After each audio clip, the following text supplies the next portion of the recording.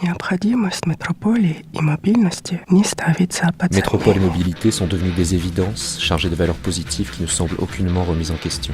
Elles sont injonctions faites aux villes comme aux individus. Они навязываются и городом, и людям. Cependant, à l'heure des crises immobilières, du redécoupage du territoire par la pensée métropolitaine, nombreux sont ceux poussés à subir, à inventer, construire ou pratiquer des urbanités mobiles et Но в provisoires. момент жилищного кризиса, когда идеи метрополизации деформируют пространство, есть те, кто страдают, изобретают, создают мобильные и временные формы города. C'est une autre ville, mobile et inquiète, tour à tour pourchassée, condamnée, utilisée ou imitée par les institutions.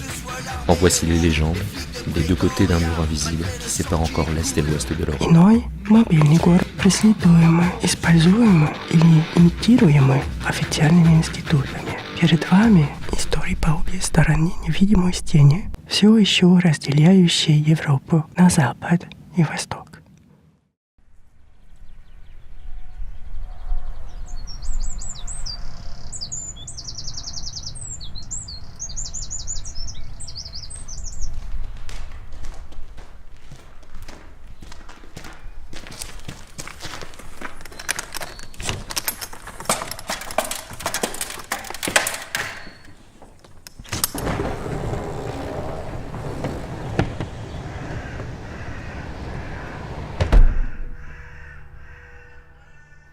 Ils confondent tout ce qui est sur roue, nous confiait le président de la Foire Saint-Romain.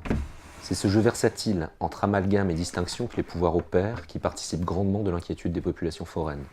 À coups de décrets, de lois ou de simples pratiques policières, on fait entrer ou sortir les individus de la catégorie. On classe, on trie, on sépare, on orientalise, on divise et ainsi on règne. La ville foraine qui nous occupe est donc pour l'essentiel cette ville criminalisée, inquiétée, fichée, mais pas nécessairement zigane. Voilà la vieille histoire que l'histoire bégait, et qui a moins à voir avec le long exode zigane depuis les lointaines Indes qu'avec l'ADN de nos sociétés urbaines univoques. Les plus généreuses propositions y ont d'ailleurs à choper. Les racines de ce mal sont plus profondes. Thomas More lui-même, écrivant littéralement la première utopie, s'inquiétait du mouvement de ces sujets et prévoyait, en guise de proto-puçage des individus, des encoches pratiquées à l'oreille afin de savoir qui était de la ville ou d'une autre. Oui, les utopistes eux-mêmes, dans leur grande majorité, s'effrayaient du mouvement, de l'indéterminé, de la zone ou de l'espace forain. Seul Savinien de Cyrano de Bergerac, semble-t-il, leur trouvait un intérêt. Ainsi, sépara-t-il les villes de la Lune en deux catégories, l'une vissée au sol, l'autre sur roue.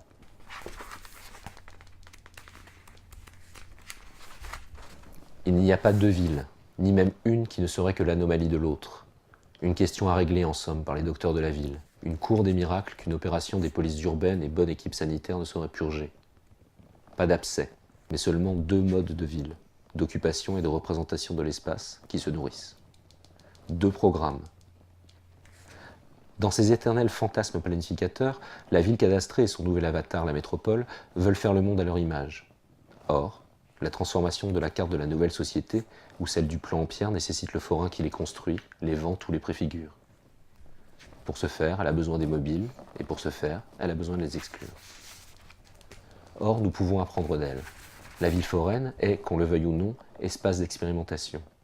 Expérimentation par la forme urbaine, architecturale et esthétique, du politique, des techniques, des stratégies. Partout, et depuis le XIXe siècle, elle fait réponse aux bouleversements politiques, économiques, techniques. Elle dessine une troisième voie. La ville foraine, troisième voie entre ville cadastrée et ville délaissée. La question ou l'étape à franchir n'est plus uniquement de prendre parti pour la ville foraine, aujourd'hui coincée dans ce double paradoxe.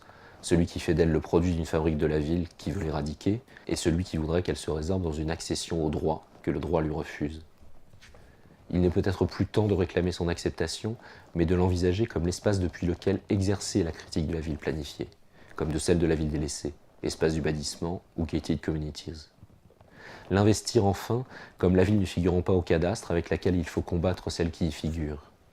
De là peut-être, envisageait le poète Armand Gatti, l'avènement des mots géants. Les mots, car cette ville, à venir ou à poursuivre, est récit avant d'être bâtie.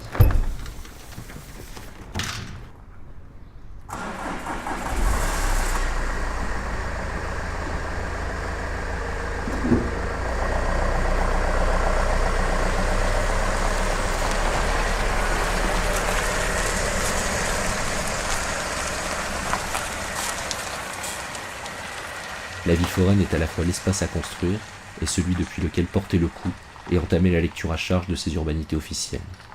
L'architecte de cette ville-là ne peut être le notable, petit marchand de murs de celle du cadastre, mais acteur du récit, chauffant avec d'autres, ses mains à la forge des sabyres à venir.